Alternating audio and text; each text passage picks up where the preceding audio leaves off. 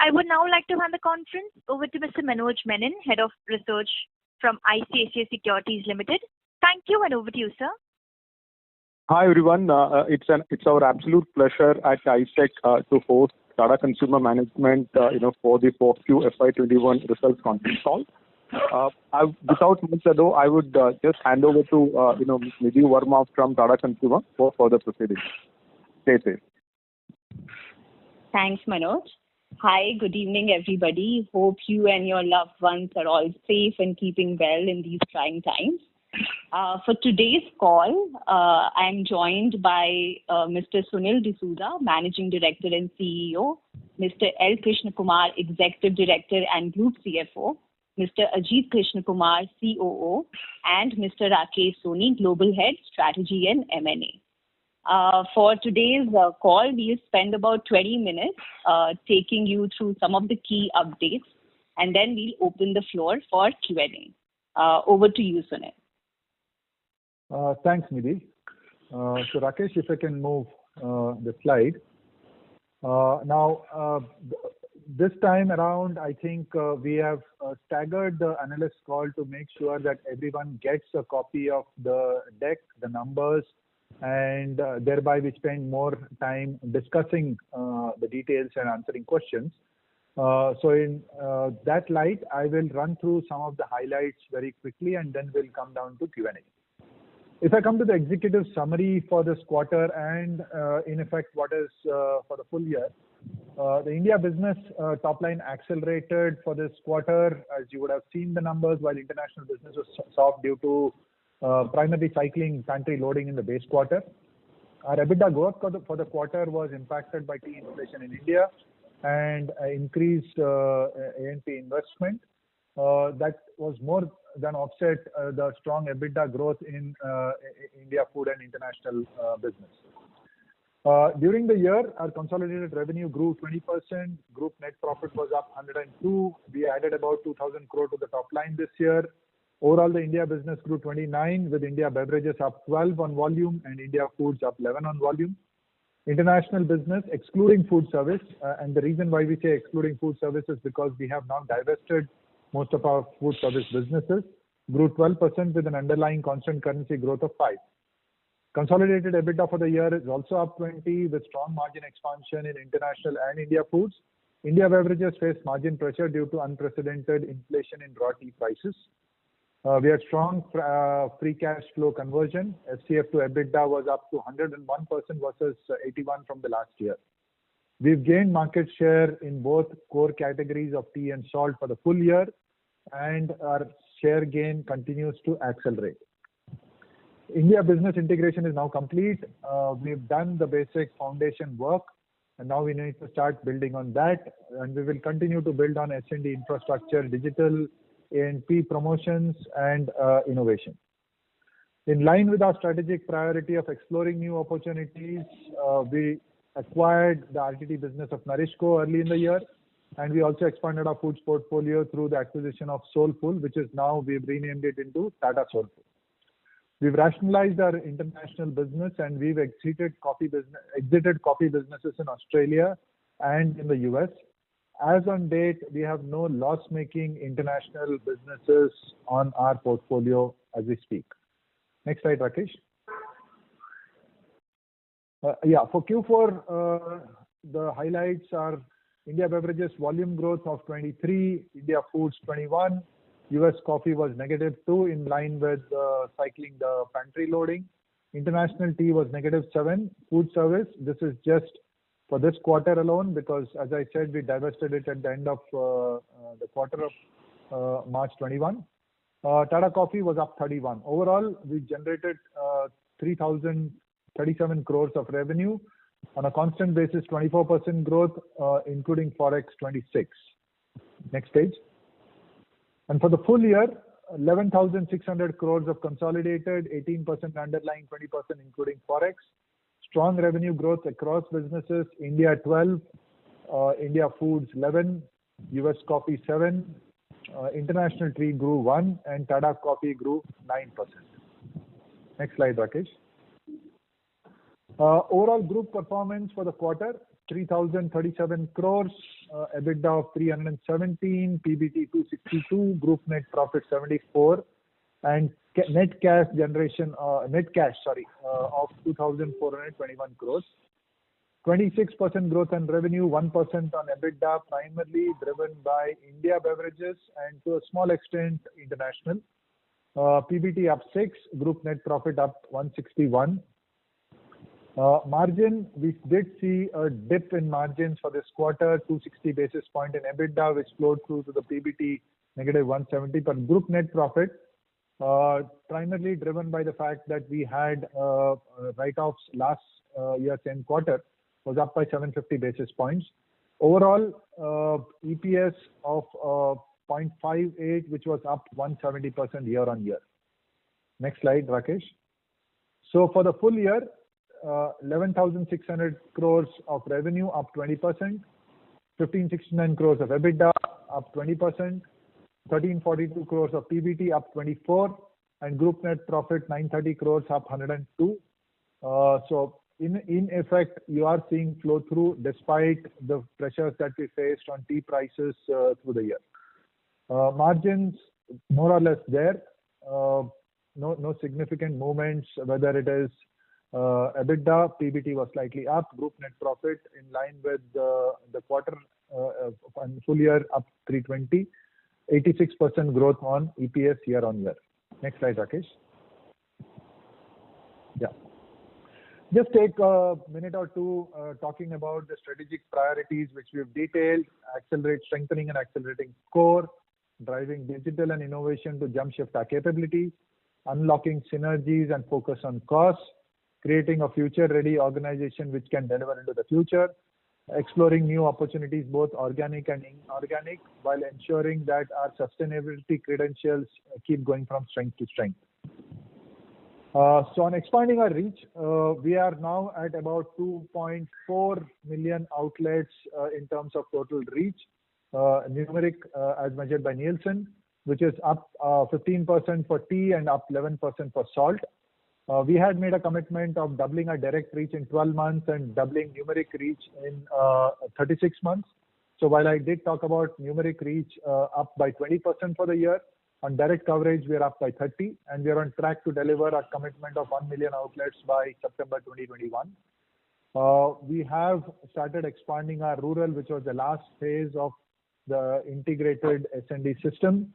We had already deployed the 3 times TSOs on the field, and we are up by about 2,000 rural distributors. E-commerce, the other big point that we wanted to drive, we've more than doubled our contribution as percentage of sales. Exit for March was about 6%, so we continue to accelerate even beyond these numbers.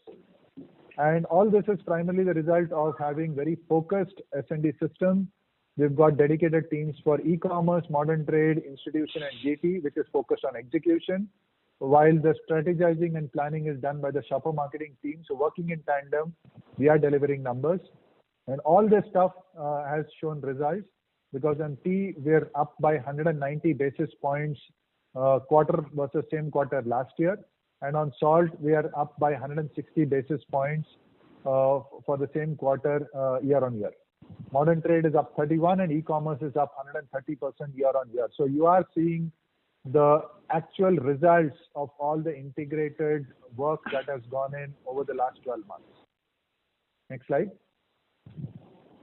We had committed to start powering up our brands. We've upped our A&P by about 18% for the quarter and put money behind our brands. Kanan Devan had a relaunch during the quarter. On the left-hand bottom, if you look at it, we've started accelerating our game on coffee. And coffee, again, we are seeing acceleration every quarter as we move forward. On the right-hand bottom, in line with our hyper-local campaigns, you see the activation on Tata Tea Premium. And right-hand top is where we have started to power up our Agni brand, which primarily plays in the mass segment. Distribution, pricing in place, and now we are starting to fire up A&P behind this. Next slide. Salt, again, we have put money behind base salt, which is the picture that you see in the middle. But more than that, we've also focused, as I had mentioned in earlier calls, we are focusing on opportunities below Tata Salt as well as the premium opportunities above Tata Salt base brand. The premium salt is now growing about 70% in the quarter, so efforts bearing fruit. Tata Sampann on the right, you would see us very, very active, and you will see that activation starting to increase. Right hand bottom, we see opportunity for share gain in very specific regional markets, and now we are adapting our TVCs to regional as we focus on both execution as well as giving air cover to the brand in those specific geographies. Broadly, driving premiumization was the other theme across. On beverages, you would see our new launches in line with that, whether it is relaunch of Tetley with vitamin C, Tulsi Green, which was launched and is now being scaled up across the country. We have done a pilot for Tata Tea Gold Care in very specific cities in the south, having seen success. Now we are rolling it out nationally. On foods, again, salt, premium salt, I talked about the 75% growth. And during the quarter, we have launched two brands on a direct-to-consumer model.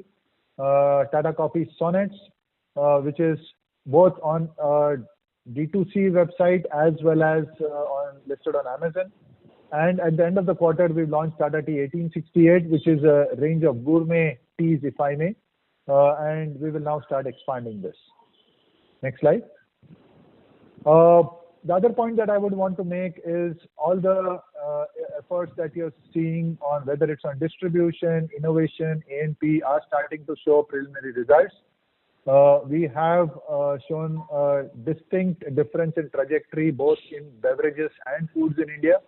So on beverages, you would see us the last 3 years CAGR was 7.1, and I'm talking volume, not value, because I do realize there has been a lot of pricing actions this year, and that's why I'm talking of base volume.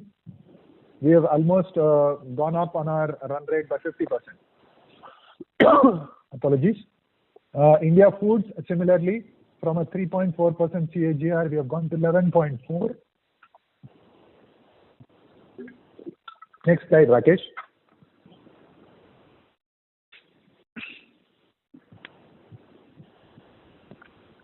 Digital transformation is the next piece that I wanted to talk about. So we have done the basic plumbing work, if I may, putting up the distributor management system and Salesforce automation. 100% of our distributors are now online on both these tools. We have gone live with S4HANA, which is our base ERP system. We've got a new CDO on board, and now we will get down to work on making sure we are leveraging all these tools, firing them up with analytics, etc., to make sure that we delivered improved sales outcomes, lowering cost to serve, working capital, service levels, and lowering supply chain costs. Innovation, which is the other big story. You would see innovation across all our different businesses out here. On the left-hand top, you would see the foods innovations. We launched Thin Poha, extended our Poha range to a Thin Poha this quarter, launched the Haldi Doodh for the quarter, and expanded our range of Nutri-Mixes. On beverages, we had a range of products. I already talked about Tetley, Gold Care, and Tulsi Green. In addition, Quick Chai, which is our ready to make instant tea, if I may. We had piloted this, saw good response, and now we are expanding this nationally. On the right-hand top, you'll see launches from the international businesses, starting with the British blends in the US, the specialty teas in Canada, the Good Earth launch that we've done in the UK, which we had done as an exclusive only in Sainsbury, and now we are expanding it to other outlets. We've expanded that into kombucha, which you see out there, and taken the range extension into Australia. Apart from that, Fruski was the brand that we've relaunched, if you may, in the Nourishco system. We've given it a whole new avatar and a whole new set of flavors. Good response in the pilot markets of Hyderabad and Vijayawada, which we will now expand across the system. Ajit, can I ask you to talk about the business integration update? Sure, Sunil. So I think ever since the merger was announced or merger closed in February last year, we've been giving regular updates in terms of how this is going. This will be the last such update because the process is substantially complete. Sunil has alluded to various actions or various outcomes of the integration process. I think I'll refer to them very briefly here. I think organization changeover towards S&D probably the most significant in terms of volume of actions. We've seen the impact of that in the previous page. But other areas of the company have also been transformed, including unlocking synergies in the India supply chain and the digital points that Sunil just mentioned. I think the critical point from your perspective is that we have started realizing the synergies that we thought we would. When we announced the transaction in May of 2019, we said that we would generate approximately 100 to 150 crores of EBIT level synergies in 18 to 24 months. We are currently realizing between 5 and 7 crores of monthly run rate cost synergies alone, excluding revenue and related synergies from the combined and upgraded India distribution, which means that we remain on track to deliver what we promised that we would deliver, probably a little bit ahead of schedule and probably at or above the upper end of the range that we promised 2 years ago. If you can move to the next page, Rakesh. The other thing that we have also learned well as part of the integration of the CPB business is to integrate new acquisitions relatively quickly. For Soulfull, we were able to start billing through the TCPL system within 45 days, and we are on track to complete the synergies, the integration within about 90 or 100 days. It might slip a little bit based on COVID, but we are broadly on track. The target was to go from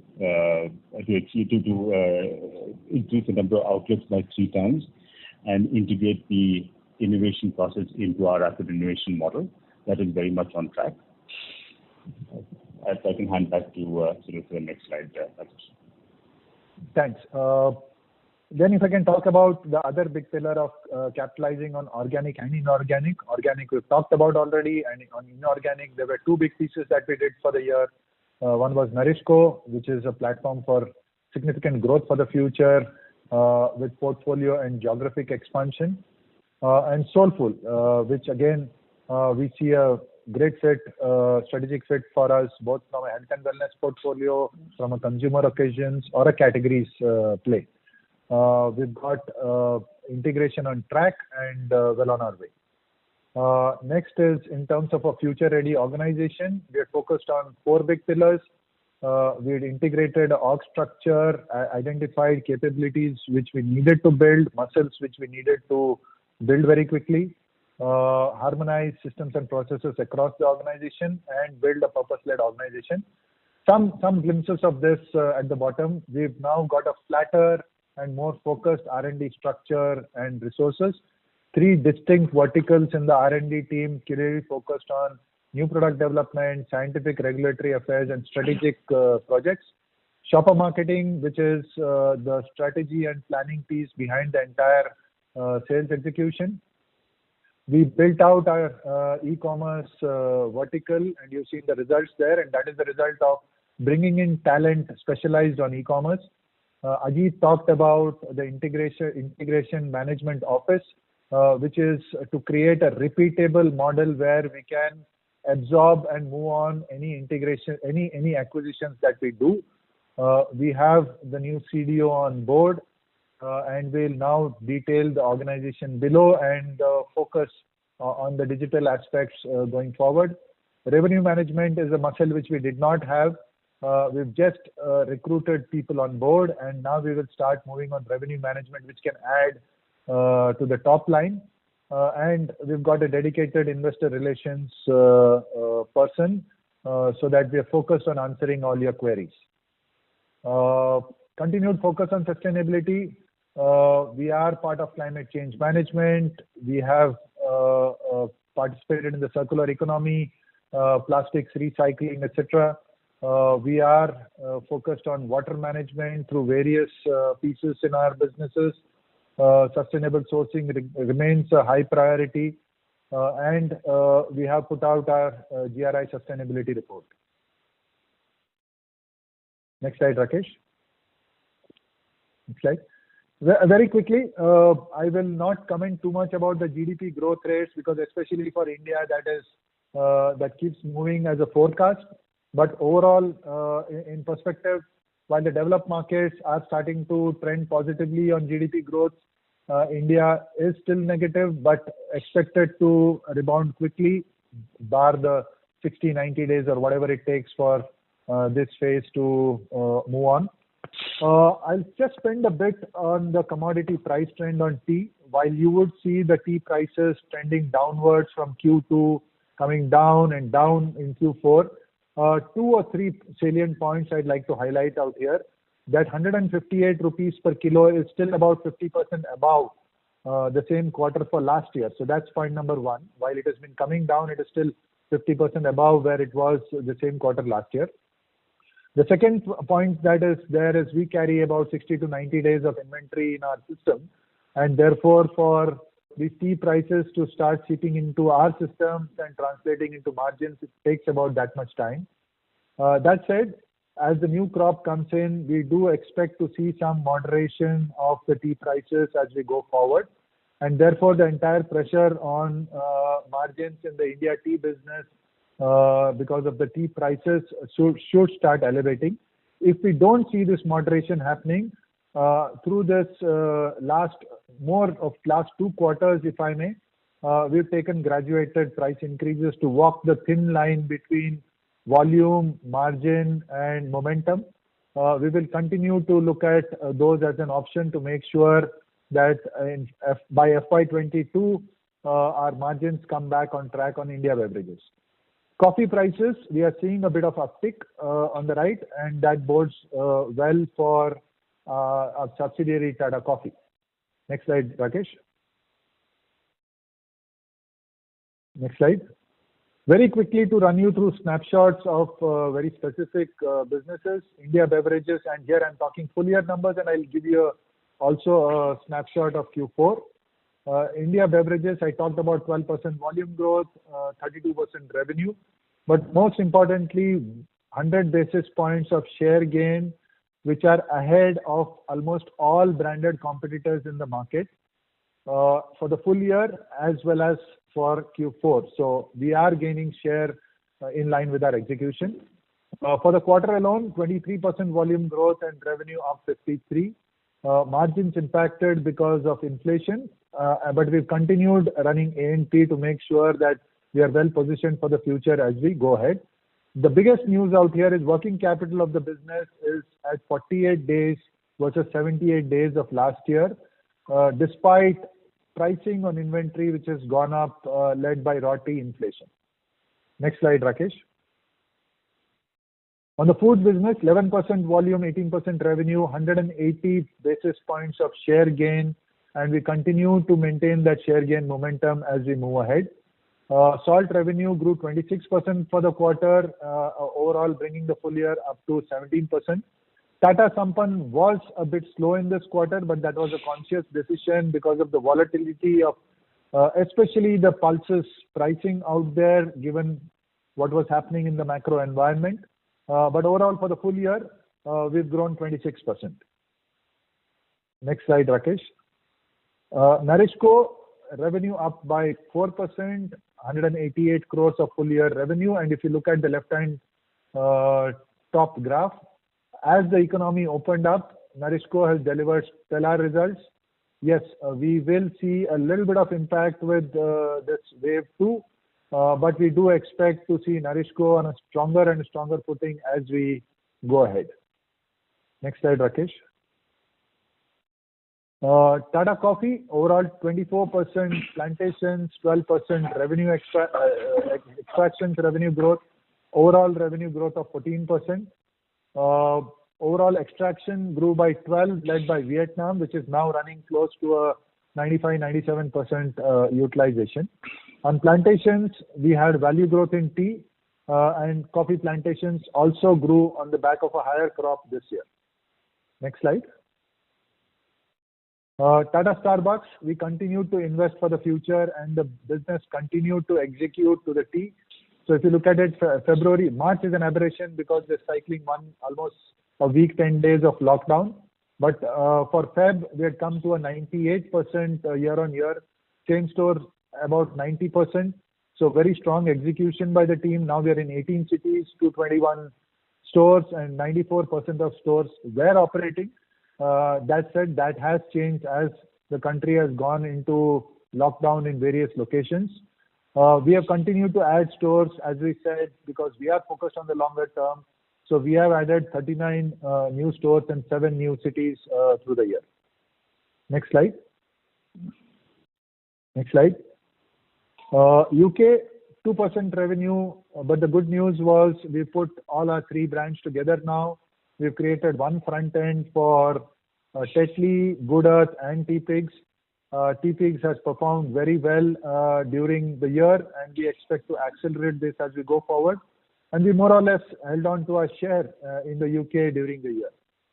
Revenue for the quarter declined 10% owing to pantry stock up, which was not unexpected. Next slide. US, overall growth of 9% on coffee, 16% on tea, which is very good results. We more or less held on our share on coffee bags. For the quarter, revenue grew by 3%, constant currency, due to pantry loading in the base quarter. Next slide, Rakesh. Canada, star performer for us, 15% revenue growth, 35% growth in specialty tea.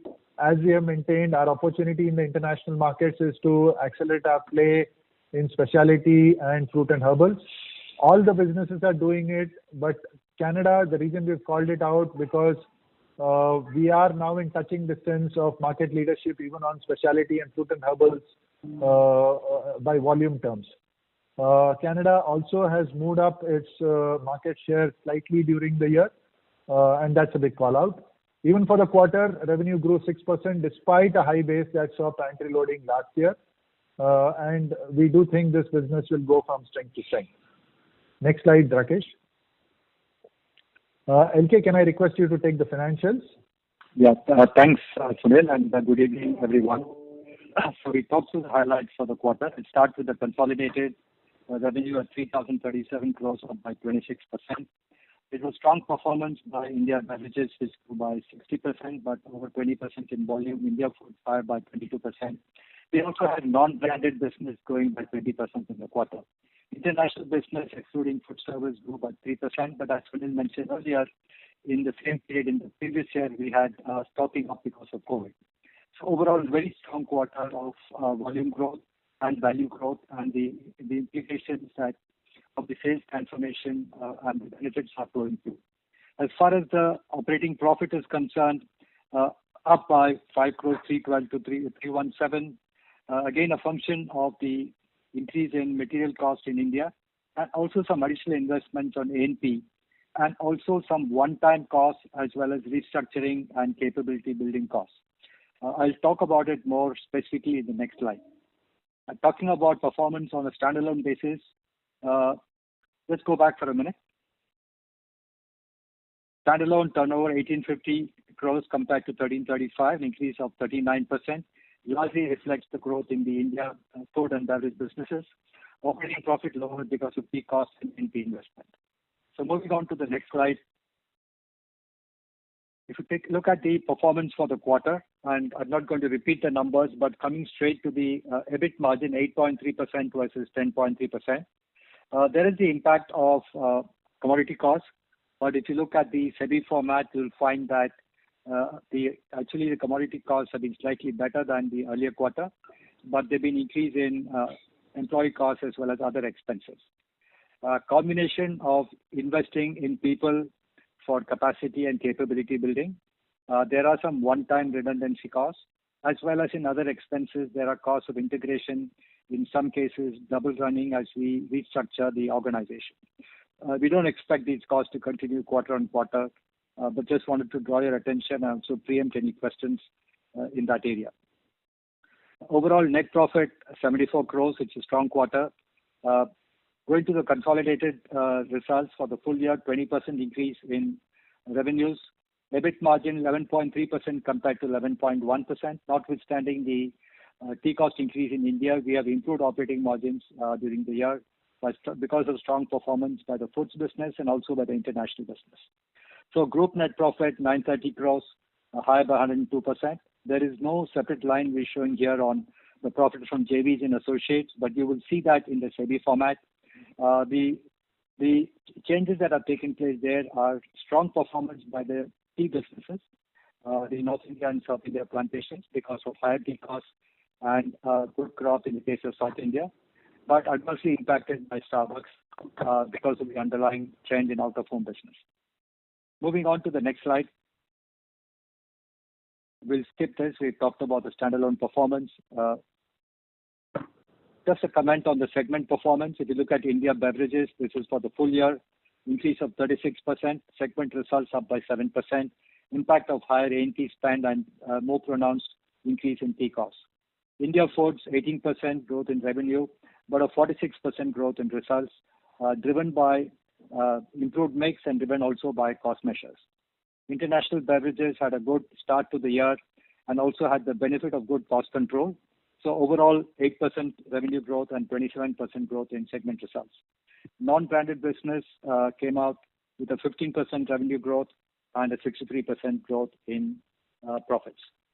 So it's been a year of strong performance in terms of proportion of different elements of businesses. India Beverage 44% of revenues, 23% India Foods, and 33% with International Beverages. In terms of the segment EBITDA, India Beverages 37%, slightly lower than the normal. India Foods 29% and International Beverages 34%. So with that, I'm going to hand it back to Sunil. Yeah, thanks, LK. So in terms of the outlook, right now, the second wave is creating a bit of uncertainty. We are seeing sporadic lockdowns across the country, more or less.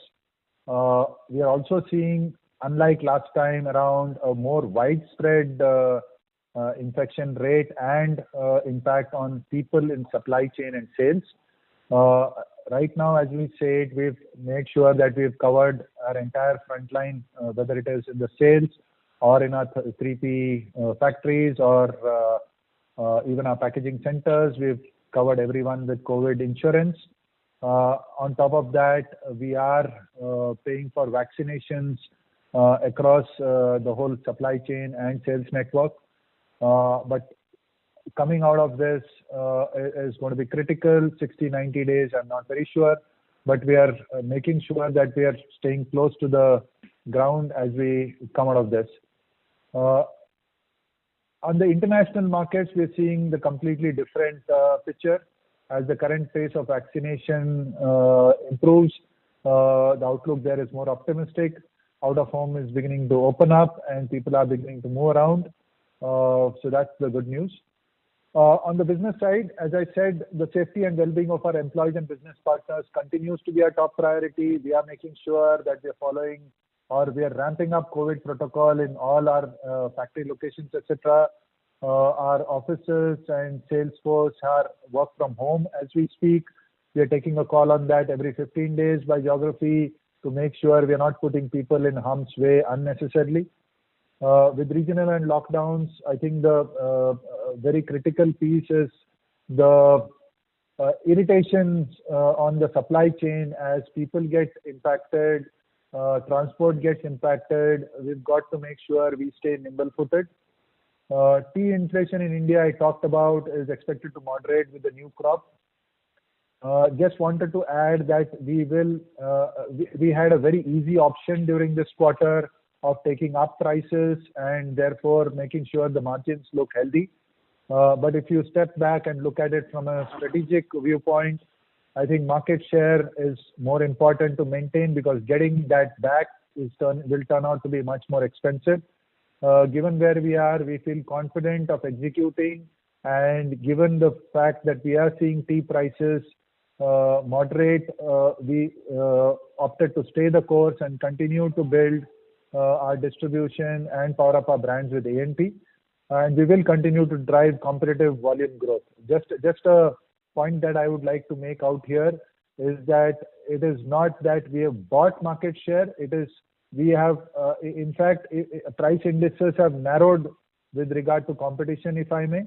If anything, it is execution and brands which have powered our market share during the year and the quarter. With ongoing distribution expansion and our accelerating funnel on new product development, our funnel is significantly higher going into this year than what it was coming into the last year. And with the increased A&P plans, because as we drive innovation and drive execution in the field with distribution, we need to give extra air cover for the brands, and that's what brings about a stronger business. We do expect momentum in India business will continue. Integration of Soulfull and consequent distribution gains. Just to highlight, Soulfull was present in 15,000 outlets. Our total numeric reach is now up to about 2.4, 2.5 million outlets. So as we expand distribution, we do see disproportionate growth out in that business. International business started lapping COVID-induced pantry loading, starting, I would say, March for some businesses and April for some. We will see a bit of pressure on that for probably another 15, 20 days or so. But our focus will be to continue our expansion beyond black tea and deliver total growth. So that brings me, I think, to the end of the presentation. Nidhi, back to you.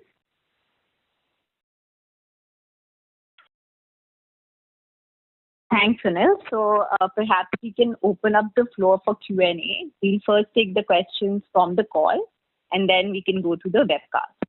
So over to you, to moderator, please. Thank you. Thank you very much. We will now begin the question answer session. Anyone who wishes to ask a question may press star and one on their touchtone telephone.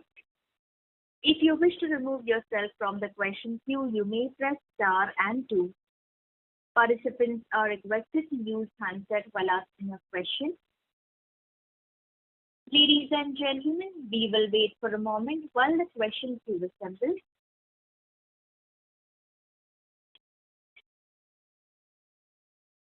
The first question is from the line of Jaykumar Doshi from Kotak Securities. Please go ahead. Yeah. Hi, good evening, and thanks for the opportunity. Now, 26% growth in salt and 23% volume growth for tea, both are quite impressive.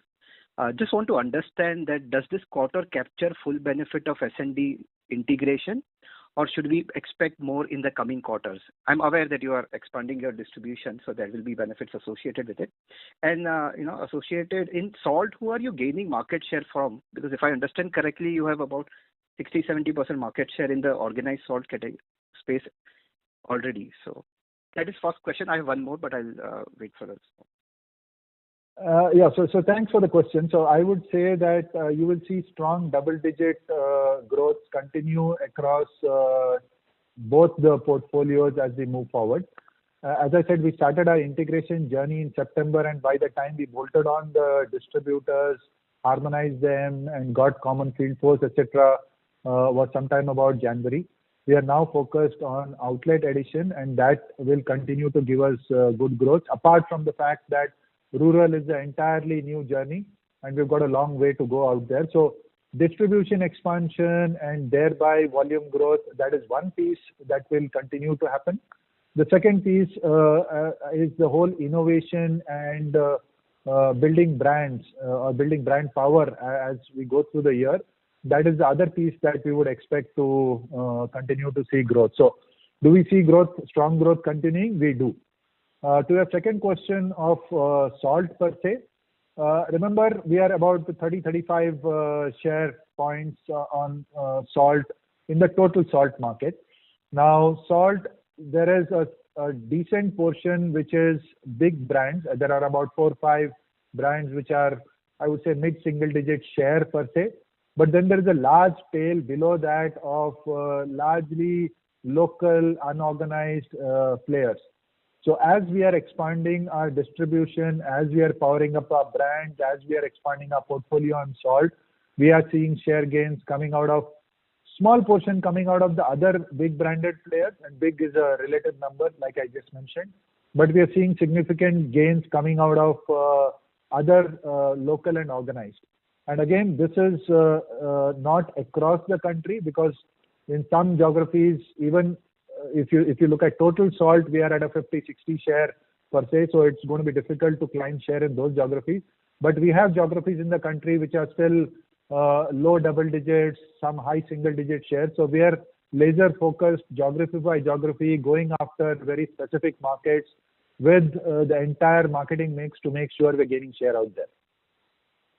Thank you. Very helpful. And second one, if I may, on Tata Sampann, you started the year with 55-60% growth, but then subsequently during the course of the next 3 quarters, it has decelerated. And I'm aware about volatility impulses in 4Q. But what should be the normalized growth expectations from that business? We were earlier thinking 50-60% growth on the current base is easily achievable. So let me just take that question. I think Sampann, and I have maintained this earlier, has got a huge runway.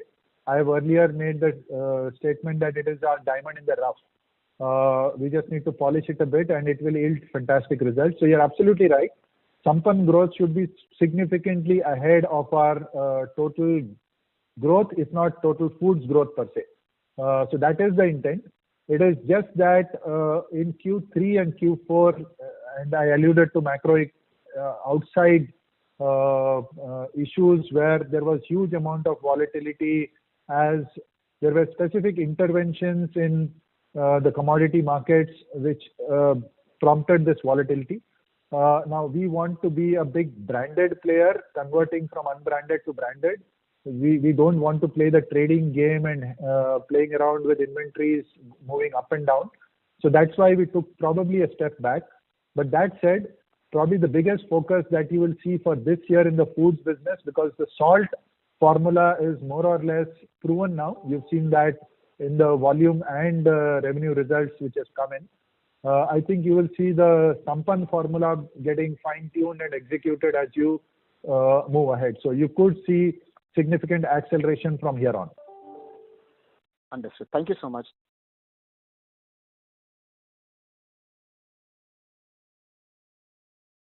Thank you. Next question is from the line of Arnab Mitra from Credit Suisse. Please go ahead.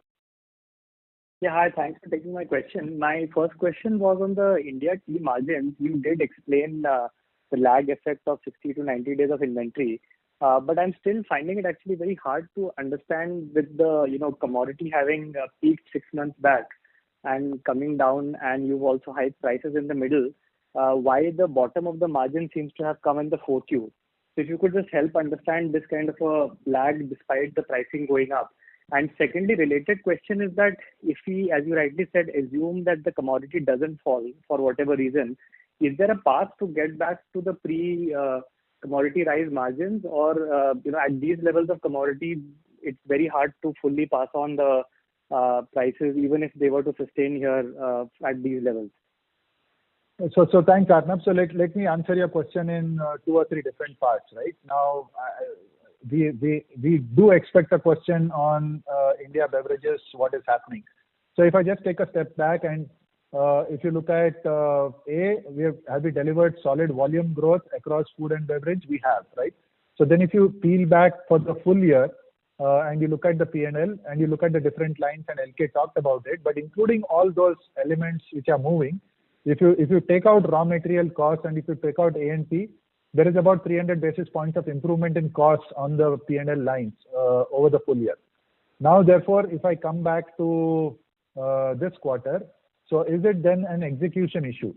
Now, we have a combined sales and distribution system for food and beverage, so it can't be that we executed well for foods and not for beverages.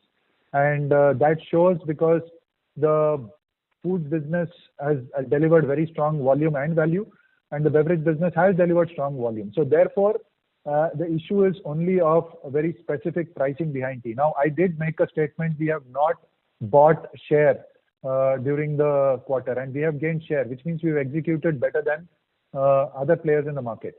So one is this whole inventory piece that is coming into the picture. The second piece is not all the costs have got translated into consumer price. Remember, it's a competitive market out there, and we will stay competitively positioned in the market. We will not let our brands become uncompetitive. So a significant portion or a decent portion of the price increases have not got passed on to the consumer, and that is where you see the impact. That said, I think now everyone is expecting tea price to moderate. If tea prices do not moderate, I did make a statement saying we've taken graduated price increases in line with the way the industry has moved, and we will continue to take those graduated price increases. Objective is to get back to the margins pre this entire hyperinflation of tea, if I may call it. LK, would you want to add anything? No, I think you've covered ground. I think what is important to note is, again, I would say that the platform is getting ready, and that's also going to address some of the other questions, right? Synergies have started to be realized. There's more that will happen next year in terms of run rate. And we still believe that overall growth opportunities for Sampann and Soulfull are pretty significant, right? And when you think of Sampann, don't think only pulses is the only additional statement I'd make, right? We have a vision for Sampann which is way beyond pulses, and there are many other innovation and products that you will see over time. So we'd only urge you to look at it from a medium-term perspective. Thanks, Sunil, for the detailed response. My second question was just on salt. So the volume growths obviously are very strong. I was actually under an impression that there is a constraint on how much volume growth you can deliver in salt due to the production constraints of Tata Chemicals at their end. But you seem to be obviously delivering high volume growth, much more than the 8-9% CAGR that we thought is a constraint. So is there a constraint on production, or if the demand is there, if the distribution is expanding, you could actually overshoot that kind of a production constraint that I thought there was there? So on salt, remember we play with Tata Salt, which comes out of Tata Chemicals, and then we also have various other variants coming out of Solar Salt. So it's a mix of both. Tata Chemicals, so Solar Salt, it is up to us to go out and make sure that we secure supplies year on year, and the team is, I think, doing a good job on that. On Tata Chemicals itself, we are working very closely with them because we give them regular forecasts on where we think we are headed. And believe me, we are quite in line with the bullishness that you see out here on these pages. And their capacity is coming online as quickly as we want it. So while you do see, if you do the math for today, there might be a capacity constraint that you could see, but Tata Chemicals is adding capacity in line with our growth ambitions. Okay, thanks. That's it from my side. All the best.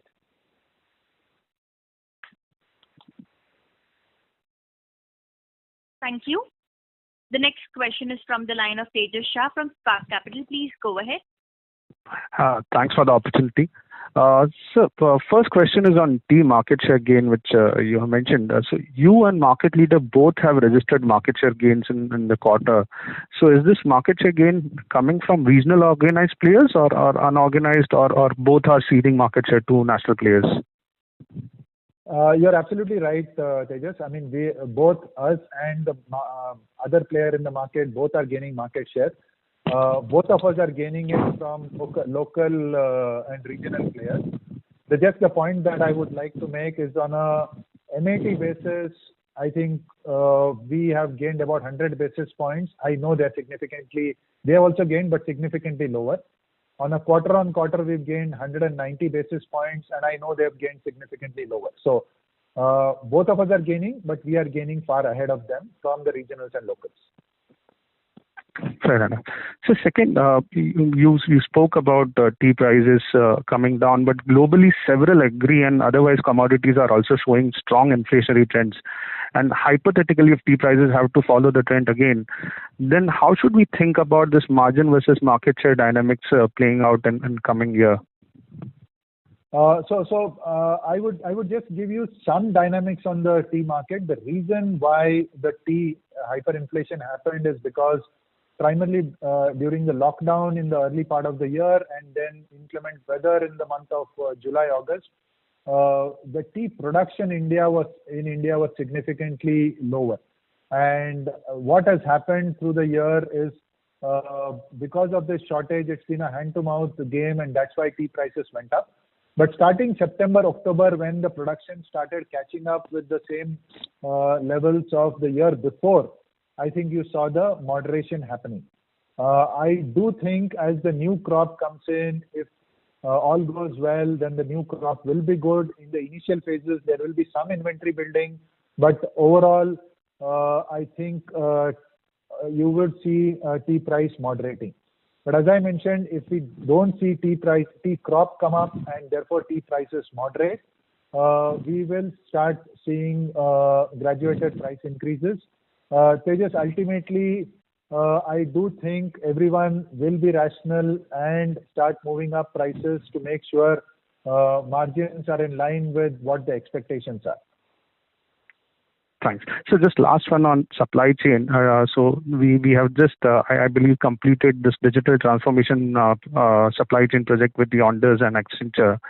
So how should we see as an analyst, how should we this changes surfacing in financials? Would it be in margins, working capital, because working capital improvement is very much visible, or is it too ambitious to think on that line at this point? So Tejas, you will see that impact in 4 or 5 different metrics as we move forward. Number one is for the top line per se. I think good supply chain gives you good fill rates, and fill rates will translate into increased top line growth. So even if I close about 4 or 5% gap on fill rates, I think it will translate to about 0.5 to 1% on top line. That's the reason why we are now monitoring our OTIFs very, very closely. And if we move up our OTIF line, we know that the top line will go up because there's better availability in the market. That's one on the top line.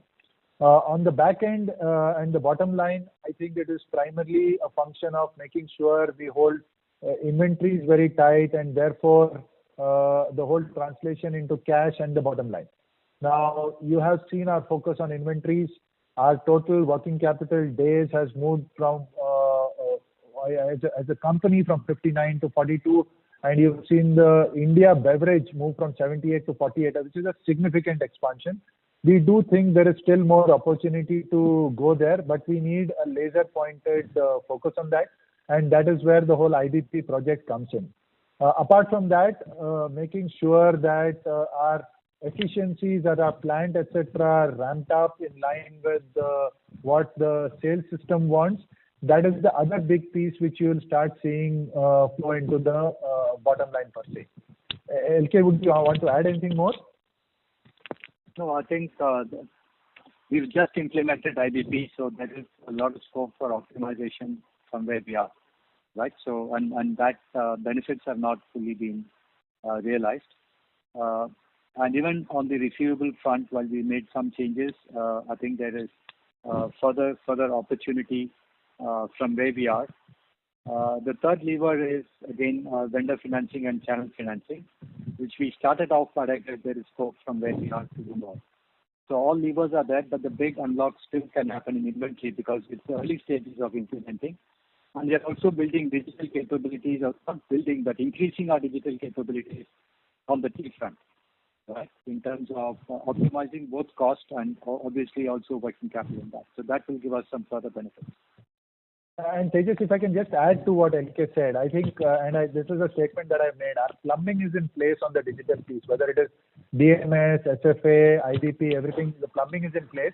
But now leveraging that, translating it to analytics and building that to action, we're just about, I would say, very, very early days. I think we've got a long way to go, and you will start seeing those results coming. Great. Thanks for very detailed answers. Stay safe and all the best. Thanks. Manoj, if you can take one question from the webcast.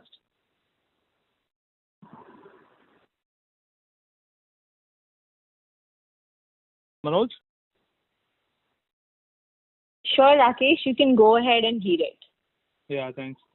So there is a question from Deepsika Pasari, and the question is, there has been a drought in Assam and the crop loss for April is about 30%. What do you see the tea pricing going forward, since the effect of this drought leading to low crop will be felt in May and June as well? So let me answer that. Right now, in I think late April, early May, we did see a bit of drought-like conditions in the north. But the expectation is that this month onwards, the crop should normalize. The resultant of these drought-like conditions was that the tea prices have remained in a narrow band from where they ended in Q4. But we do expect that the crop normalization should happen pretty quickly and the prices should start moving down. But like I said, this is expectation, but we will make sure that we fine-tune our movement depending on what happens on the crop prices finally. We're not sure that it will extend into May and June, as mentioned. So I think that's the difference. The other question is from Harshil Shethia, and the question is, with the integration now being complete, what kind of EBITDA margins for the India business can be expected in long term? So let me just leave you with, we are targeting for double-digit top-line growth, very strong focus on cost, especially with the synergies, etc., starting to flow through, and that flow through coming into the EBITDA and PBT lines. Over to you, Nidhi. Okay, moderator, can we go back to the Q&A from the call, and may I please request the participants to limit their questions to one, given the time constraint we have. And if you want more questions, you can come back in the queue, please. Thank you. Thank you. Next question is from the line of Chanchal Khandelwal from Aditya Birla Capital. Please go ahead. Hi, thanks team. Thanks for the opportunity. Firstly, congrats Sunil on good set of numbers and good delivery in market share and top line growth, both in the tea and salt business. Sunil, my question is on the Tata Sampann and the pulses part of it. Now, I know the team is geared to build this business over longer term.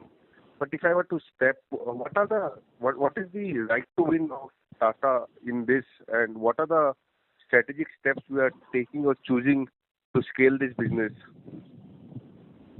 So thanks, Chanchal. I think in the pulses space, I think number one is we're walking into an opportunity of 150,000 crore market, which is significantly unbranded. That's number one. Number two, the Tata brand very clearly brings in trust. Number three is we've chosen a specific differentiated way to play, which is unpolished pulses. Number four is we are working on more differentiated plays in the pulses space. I would just say watch this space. The team is currently working on it, and we should be coming out with things pretty soon. Number five is as we get scale, we will build our strength at the back end and therefore drive procurement synergies. And by the way, we're the only brand in pulses nationally with a strong S&D system, the ability to reach a wide range of outlets, and that will be the other big driver for us. Sure, Sunil, I hear you. The TAM looks very good, 150,000 crore market, but apparently as I see Reliance putting some corporates here who are building up the retail business, the price differential may be the reason consumers may get attracted to them. So are we saying that we will build up our organic and give some differentiation where consumers will pay us? Or are we also looking to do the value-added food which will give us right to win over longer term? I'm just trying to think out what are the reasons consumers will keep on coming back to Tata. One is the brand for sure. It drives more trust than any other brand. But I'm just trying to say within deeper reason for me to keep on buying pulses regularly from Tata. No, you're absolutely right, Chanchal. That's why I mentioned one is the Tata brand name, but we've also got to look at it consumer inwards, right?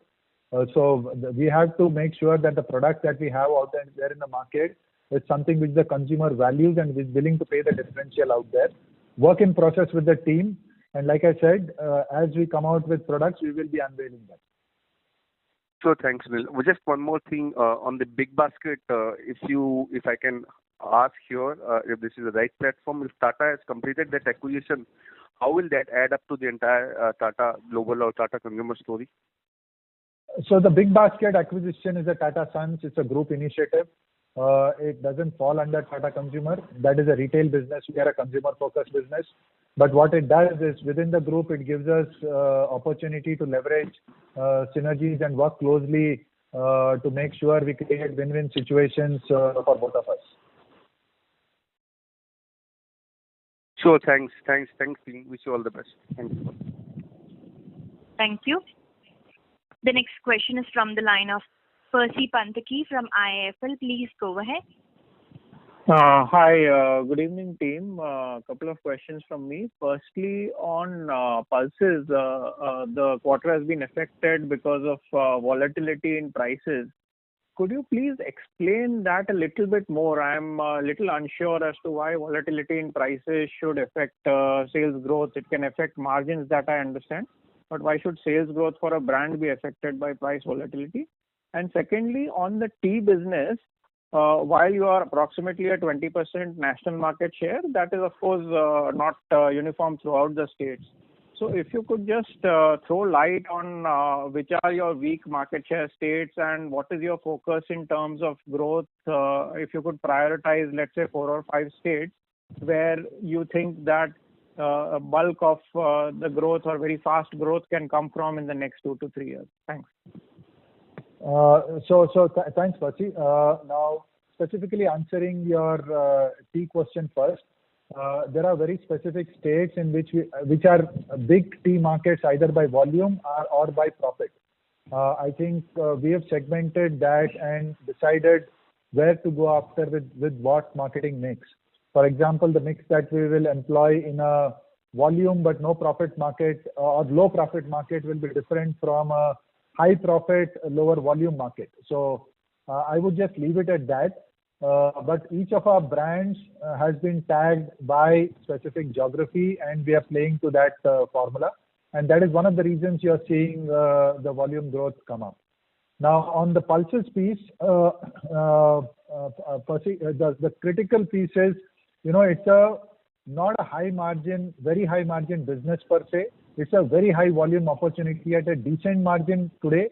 But as we build the business over a period of time, I'm sure we can build a high volume and a decent margin business, a decent to high margin business. The critical thing is when there is very high price volatility, you do not want to be caught on the wrong end of your inventory.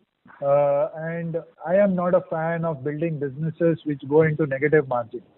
So when we saw those specific scenarios happen during end of Q3, early Q4, we decided to take a step back. We did not move our pricing down in line with what was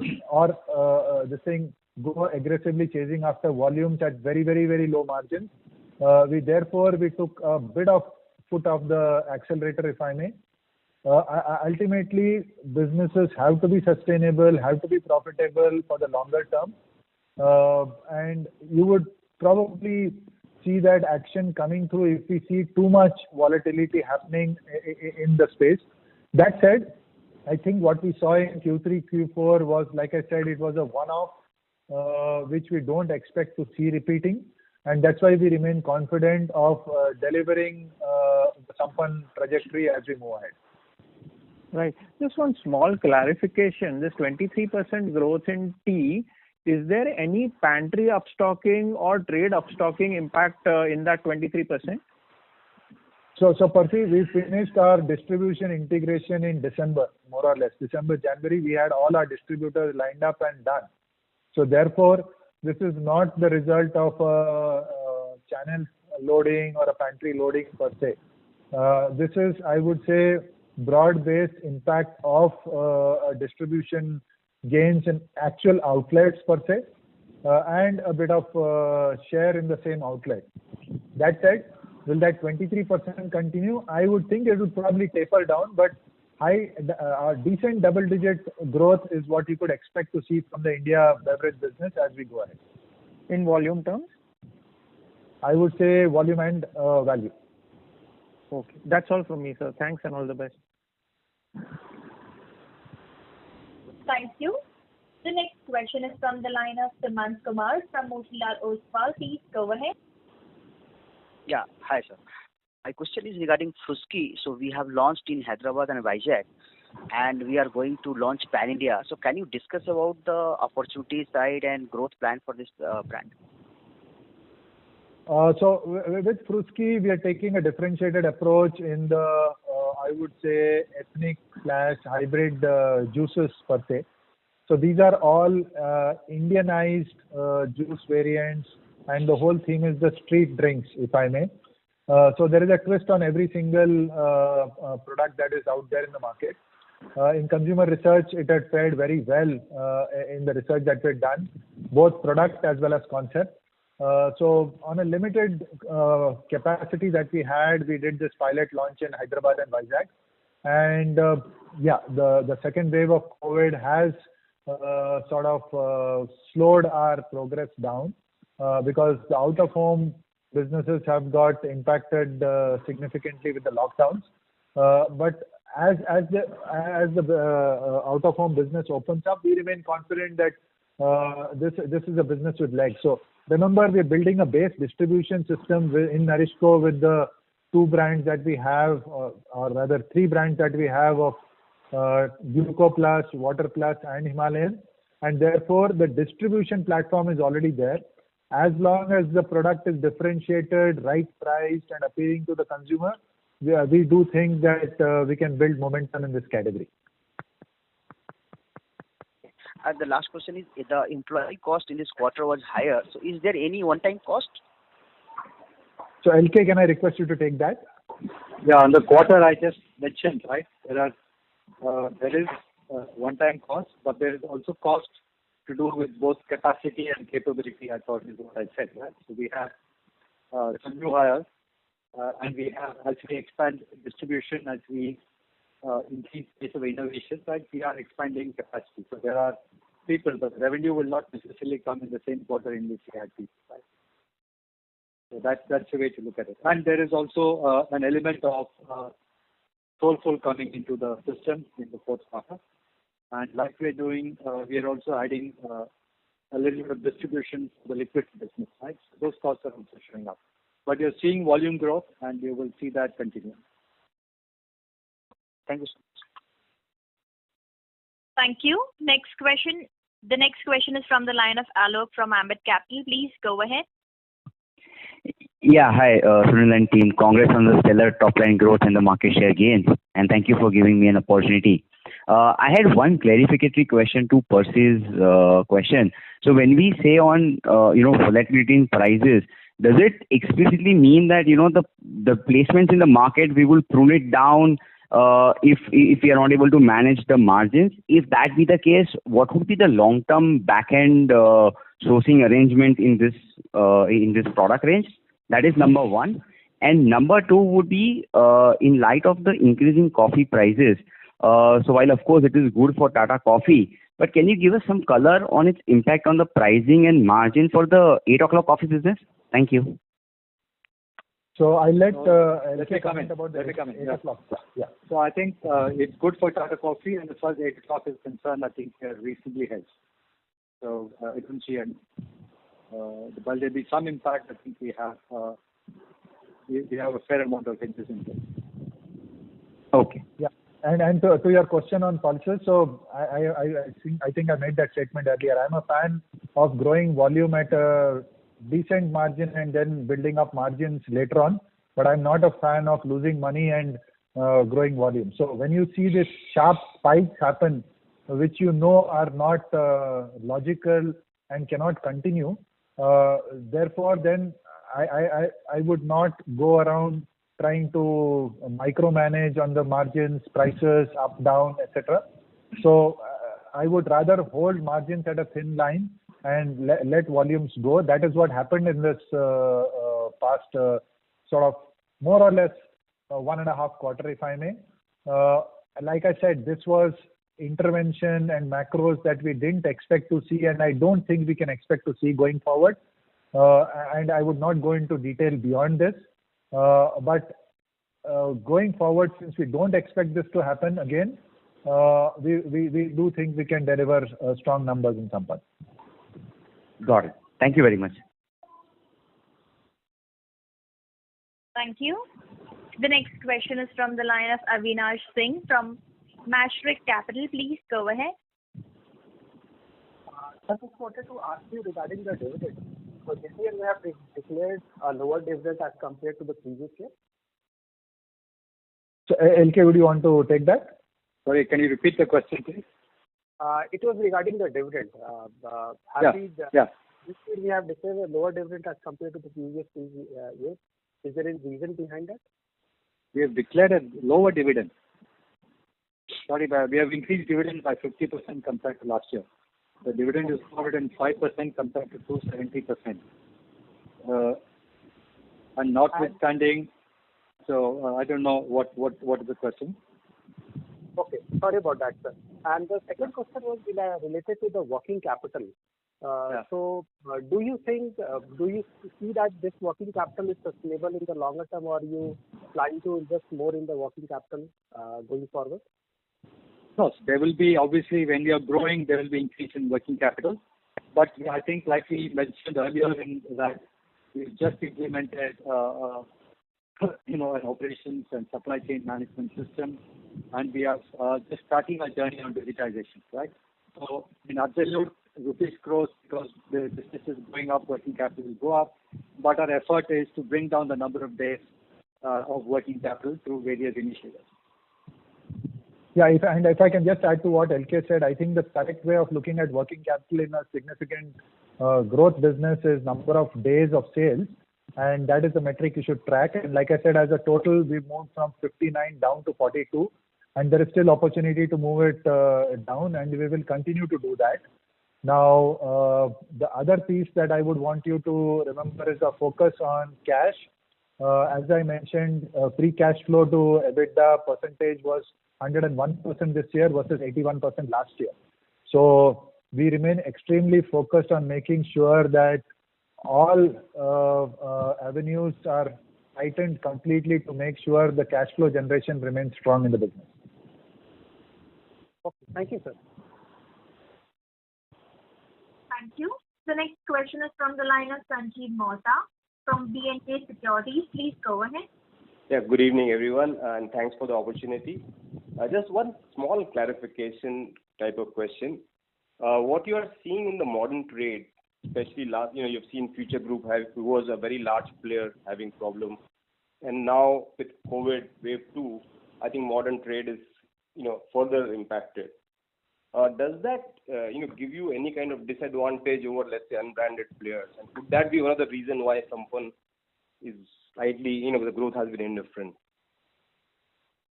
Yeah, I wouldn't try to second guess various pieces because remember two things.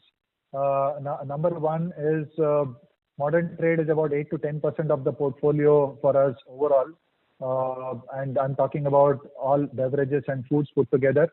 And it has come under serious stress through the year. So it is not that it was 1 quarter, 2 quarters, etc., and we've delivered a Sampann growth of 26% for the year. It is just very specific quarters that it has got impacted. So it's not that modern trade came back or was fantastic in Q1 and was down in Q4. In fact, it was completely the reverse. So if anything, if your theory holds true, then we should have delivered solid Sampann growth in Q4 rather than Q1. So that's one piece. The second piece I would want to point out is the opportunity for expansion of distribution. Sampann, both pulses, spices, and nutri-mixes is significantly under-leveraged in the overall GT distribution system, and very, very huge opportunity for us to grow the distribution there. We've just started on our journey, I would say, in about the end of Q3, early Q4, once we got the integrated system in play.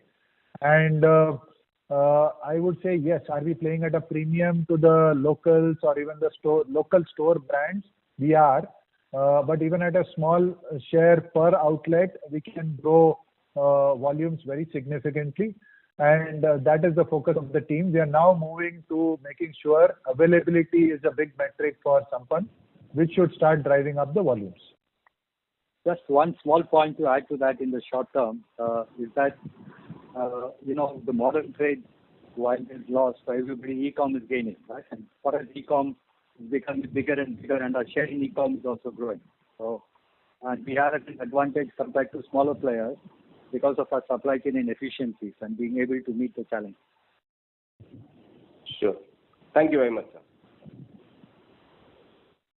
Thank you. Moderator, can we take just 2 more questions, please? Sure, ma'am. The next question is from the line of Viraj from Securities Investment Management. Please go ahead. Yeah, hi. Thanks for the opportunity. I just had 2 questions. One is on the synergies. What I understood you said is we are realizing around 5 to 7 crore per month of synergies, and that we expect to accelerate. So, correct me if I heard it wrong. Just a question on that is, as we go into FY22, would we be looking to kind of reinvest a bulk of that synergies in terms of investments behind the brands, or we would kind of look to retain within the company? That's one.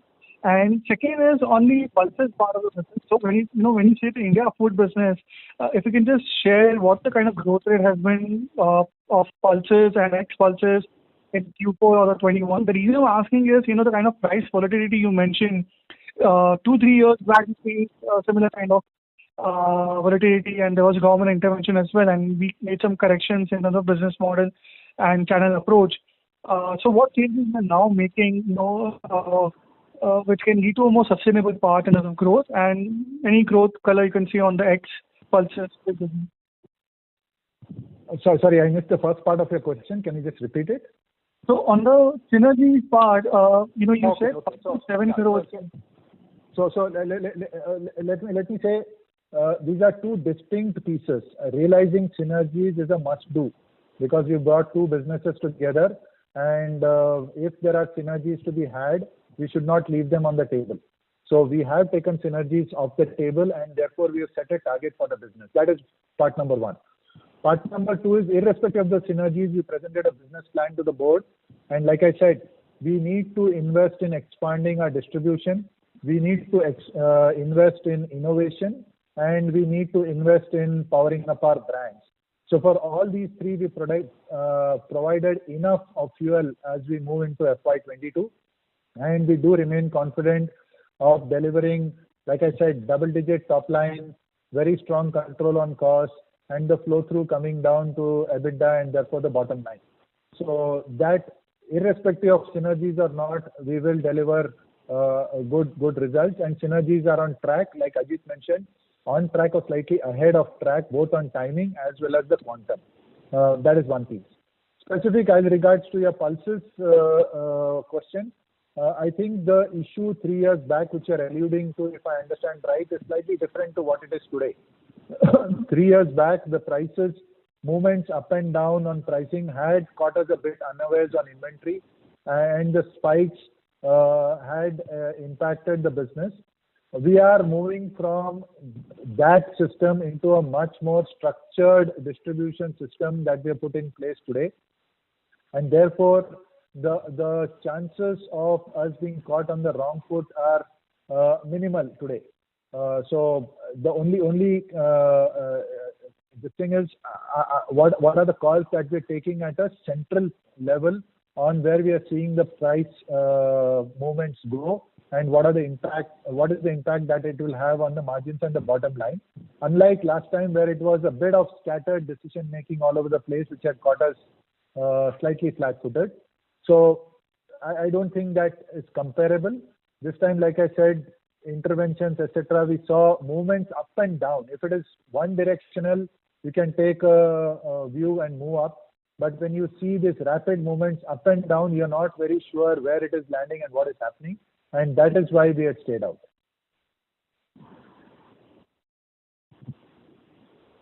And any color you can provide X of pulses, what kind of growth rates we have seen? I mean, it's still a low base, but just we'll give some color. I think we've given the salt numbers separately, and we've given you the full year Sampann growth numbers, right? Okay, thank you.